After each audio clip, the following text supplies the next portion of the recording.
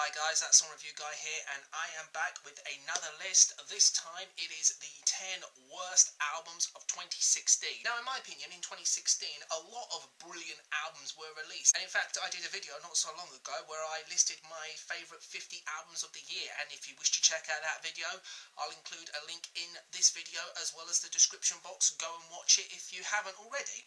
But that isn't to say that 2016 didn't have a steaming pile of shit at the other end of the spectrum. And in the interest of fairness, I thought I'd give you guys the 10 albums that I listened to this year that, in my opinion, were the worst that 2016 had to offer. Now keep in mind that this is all my personal opinion, and if you disagree with this list, then you're more than welcome to leave your opinions in the comments section below. Before I get into my official top 10 list, I'm just going to list off a few dishonourable mentions here, some albums that I scored pretty low, but will not be appearing in the top 10. And in no particular order, we have Save Yourself by Subtract, All I Need by Foxes, Block Party with the Good News, the self-titled album by Majid Johnson, Heads Up by Warpaint, Glory by Britney Spears, Passion, Pain and Demon Slaying by Kid Cudi, Wildfire by Rachel Platten, I Remember by Aluna George, and finally Angelic to the Core by Corey Feldman. Because that album was just too fucking hilarious to even put on the worst list. That album actually had a couple of redeeming features, unlike these 10 that I'm about to list.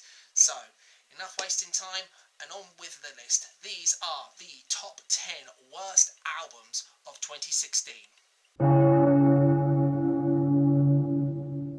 At number 10 is Views by Drake. Now I know what a lot of you people are thinking. That Song Review Guy. Yes, Views was a bad album, but you scored that higher than you did Foxes, Block Party and Majid Johnson. Is this album really worse than those three? Well, yes, you are right. Views did get a higher rating than those three.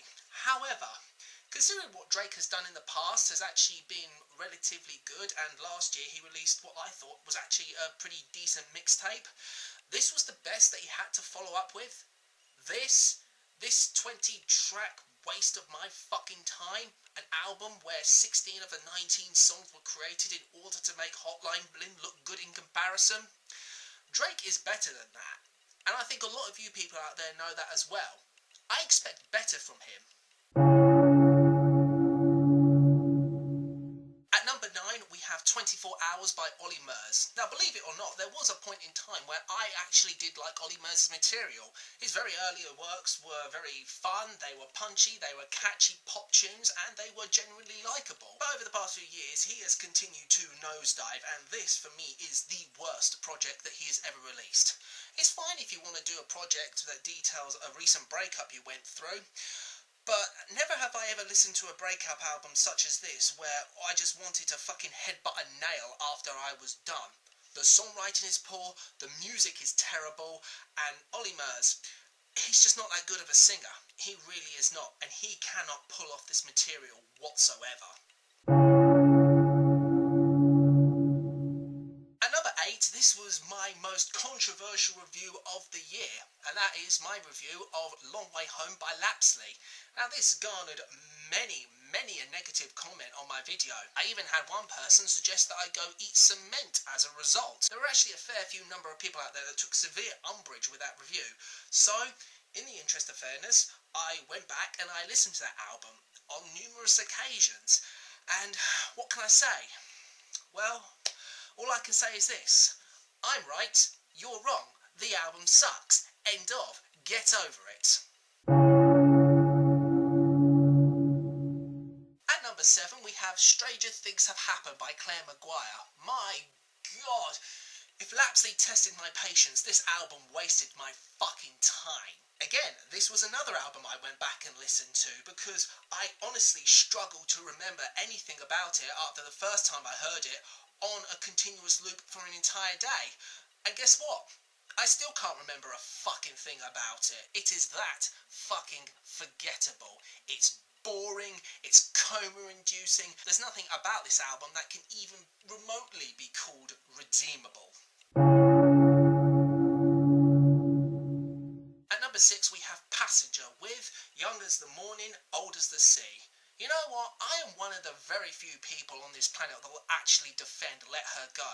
I genuinely find that an endearing track, but oh my Jesus Christ. Passenger, he's gone off the deep end. He has completely lost his mind. If I thought that Olly Murs' songs were that poorly written, fucking Passenger makes Olly Murs look like Freddie fucking Mercury in comparison. And also, Passenger, if you ever see this video, how fucking dare you take one of the most talented British vocalists in the form of Birdie and make her effectively a backing singer? You deserve to be fucking hung, drawn and quartered for that. Fuck you. And number 5 is Illuminated by Shawn Mendes. You know, there are certain artists this year that have received a lot of shit, and Shawn Mendes, along with a few others that are going to come after this, they fucking deserve it. Treat You Better was one of the most irredeemable fucking songs of 2016, and this album did absolutely nothing in any way, shape or form to give me any sort of reason why I should give this little shit stain a pass. Spectrum Pulse had this right.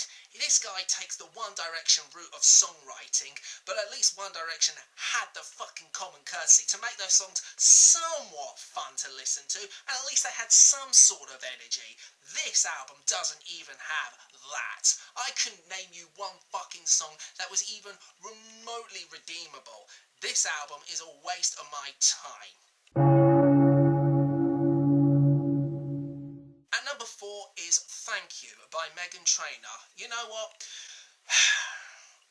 I should be a bit more angry than I am, but out of all the albums to appear on this list, I think this one is probably one of the more bittersweet of them. The bitter side is that I actually chose to listen to this fucking garbage, but the sweet side of it is that due to the releases that she made, she has effectively torched her own career. So, in essence, thank you, Meghan Trainor. Thank you for destroying your own fucking career, because hopefully this is the last time I ever have to deal with Meghan motherfucking Trainor.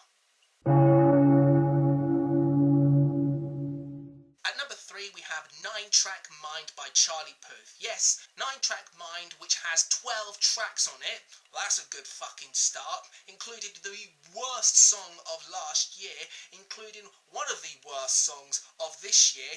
This kid is fucking incapable of doing anything good. No wonder this album was fucking universally panned. Charlie Puth, you have no talent, you have no charisma, you have nothing going for you. Fucking go away. I hope I never have to deal with your fucking ass ever again.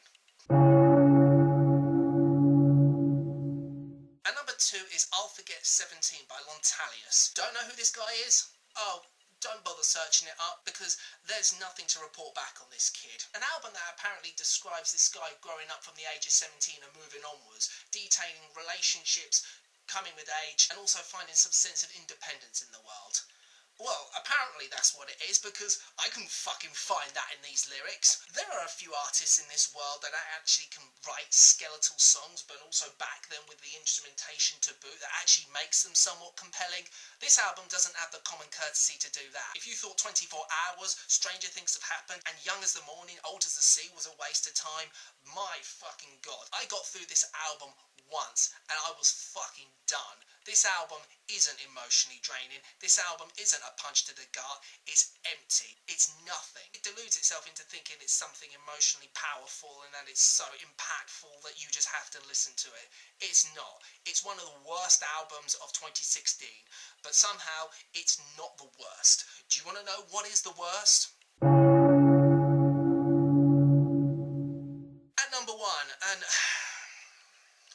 you know, there's an old saying in life that actions speak louder than words, and I've said a lot of things about this album in my review that I'll be retreading old ground, so let's switch things up here a bit.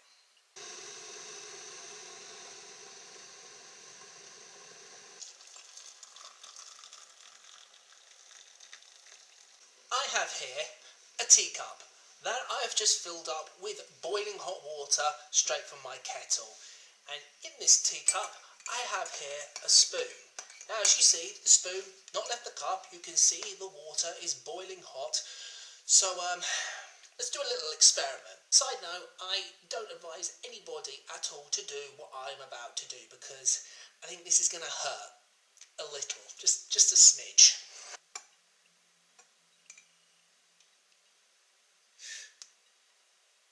Ah! Shit! That sucked. But that was a hell of a lot more enjoyable than listening to Shrem Life 2 by Ray Shremmerd. And that was my list of the 10 worst albums of 2016. What do you guys think of these albums? Have you heard of them? Do you agree with my opinions? Do you disagree with them? However you feel, leave your opinions in the comment section below. I welcome all comments, the good, the bad, and the ugly. That was a good release. Hope you guys have had a great Christmas. Have a better 2017.